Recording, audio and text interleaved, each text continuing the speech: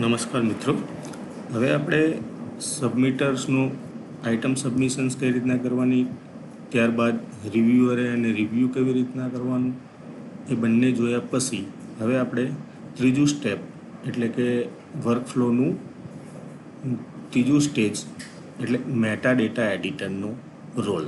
હવે meta data editor most ઓફલી આપણા બધા લાઇબ્રેરિયન મિત્રો જ હશે. તો મેટા ડેટા એડિટરે પોતે કઈ રીતના પોતાનો રોલ પ્લે કરવાનો છે એ અંગે આપણે વિડીયો બનાવી રહ્યા છીએ. તો સૌપ્રથમ એડિટર પોતે અહીંયા લોગિન થશે. હવે હું અહીંયા મારા ક્રેડેન્શિયલથી લોગિન થાઉં છું.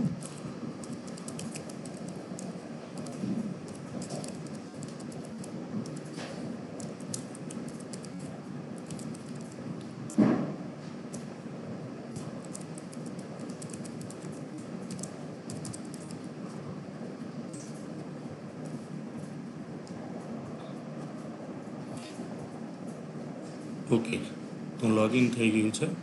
હવે હું અહીંયા લોગિન મેનુની અંદર એક ઓપ્શન છે માય ડિસ્પ્લેસ, જ્યાં આપણે રિવ્યુઅર પણ તરીકે પણ ગયા હતા. હવે ત્યાં હું માય ડિસ્પ્લેસ પર ક્લિક કરીશ. તો બાય ડિફોલ્ટ યોર સબમિશન્સમાં હવે આ ટેસ્ટ ટાઇટલ સબમિટ થયા પછી રિવ્યુઅરે પણ એપ્રુવલ આપી દીધેલું છે, છતાં પણ હજુ વર્કફ્લોમાં જ બતાવે છે એનું સ્ટેટસ.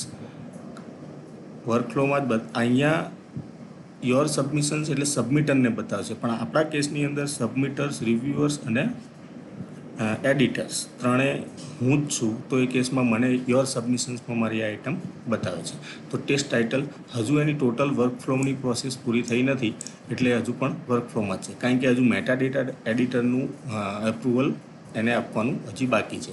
તો હવે આપણે એક મેટા ડેટા એડિટર તરીકેનો રોલ જોઈશું. તો અહીંયા વર્કફ્લો ટાસ્ક સિલેક્ટ કરીશું. વર્કફ્લો ટાસ્કમાં waiting for reviewer item test એટલે હવે આપણે મેટા ડેટા એડિટર તરીકે આને ક્લેમ કરીશું.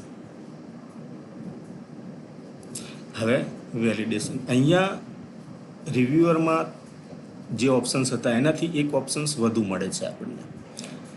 Approve, reject, edit and return to poll. તો એ કેસની અંદર એડિટ. હવે એડિટ બટન પર ક્લિક કરવાથી તમે આઇટમને એના મેટા ડેટાને એડિટ કરી શકશો. ફોર એક્ઝામ્પલ, ટાઇટલ ઓથર લખવામાં ભૂલ હતી, કંઈક અધૂરું હતું, હજુ વધારે પૂરી રીતે બીજા બધું ભરી શકાય એમ છે. તો એ બધું જોયા ને ચકાસ્યા પછી આપણે એને એડિટ કરીશું. અહીંયા આઇટમ સબમિશનમાં જેવું પેજ હતું એવું જ પેજ અહીંયા ખુલી જશે, અને જ્યાં કંઈ સુધારો કરવા જેવું તમને લાગતું હોય કે ઉમેરવા જેવું કંઈ લાગતું હોય તો એ બધું કર્યા પછી અહીંયા તમે સેવ બટન દબાવી શકો, અથવા તો સેવ ફોર લેટર એટલે અત્યારે હાલ તમારી પાસે ટાઈમ ના હોય, થોડા ટાઈમ પછી તમારે એને એડિટ કરવું હોય તો તમે અત્યારે એને સેવ ફોર લેટર પણ કરી શકો છો. તો અહીંયા આપણે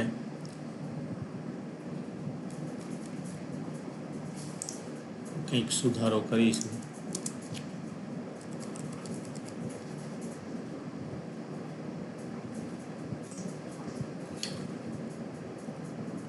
કંઈક સુધારો કર્યો હશે તો જ અહીંયા સેવ બટન એક્ટિવ થશે અને આપણે એને સેવ કરી દઈશું.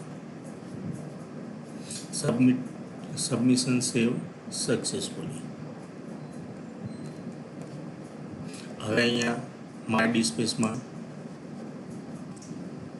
વર્કફ્લો ટાસ્કમાં આપણી જે આઇટમ ટેસ્ટ ટાઇટલ એડિટેડ આ આવી ગઈ છે. હવે આને આપણે એપ્રૂવ કરીશું કે રિજેક્ટ કરીશું કે એપ્રૂવ. હવે એપ્રૂવ કરશું એટલે આ આઇટમ આર્કાઇવ થઈ જશે, મતલબ આ આઇટમ પબ્લિકલી વિઝિબલ બની જશે, બધાને દેખાશે, જોઈ શકાશે. આ કેસની અંદર એપ્રૂવ બટન હું દબાઈશ તો એપ્રૂવ બટન પર ક્લિક કરવાથી પ્રોસેસ થશે. એપ્રૂવ સક્સેસફુલી એવો મેસેજ આવે ત્યાં સુધી ખાસ વેઇટ કરવી. Operation successfully approved. હવે હોમ પેજ પર જઈશું આપણે તો રિસન્ટ સબમિશન્સમાં આપણને એ આઇટમ બતાવી દેશે. દેટ મીન્સ કે રિસન્ટ સબમિશન્સમાં આવી ગઈ, એનો મતલબ એમ છે કે હવે પબ્લિકલી વિઝિબલ બની ગઈ છે, બધાને દેખાય છે. આ આઇટમ સબમિટ થયા પછી, રિવ્યૂ થયા પછી, એડિટર દ્વારા એડિટ થયા પછી તમામ એપ્રુવલ લઈ અને લાસ્ટમાં એ આપણી રિપોઝિટરીમાં આર્કાઇવ થઈ ગઈ છે.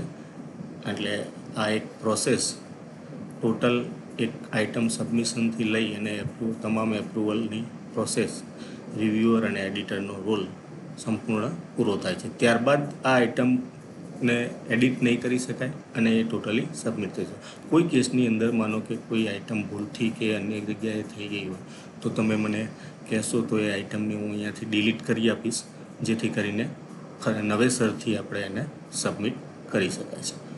Okay, thank you so much.